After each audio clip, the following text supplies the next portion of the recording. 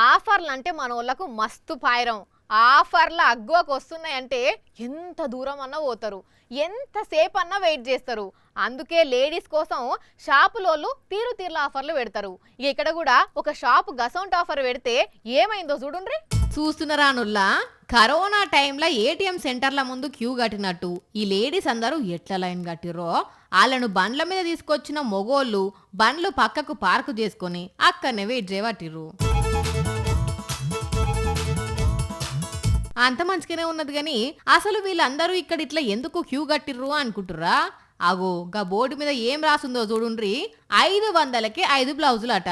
ఇక ఆఫర్ చూడంగానే ఆలసించిన ఆశాభంగము అనుకుంటా ఆగ మేఘాల మీద వచ్చి షాపు ముందు ఇట్లా లైన్ల నిల్చున్నారు. కొందరు సంటి పిల్లలను సుత సంకలేసుకొని వచ్చిర్రు.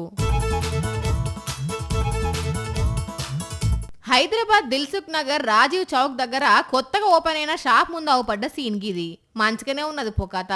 రైక బట్టల కోసం గింత ఆరాటమా. ఆ షాపు ఓనర్ ఎవరో గాని లేడీస్ వీక్నెస్ ను బాగానే క్యాచ్ చేసుకున్నాడు అని అంటున్నారు ఈ వీడియో చూసిన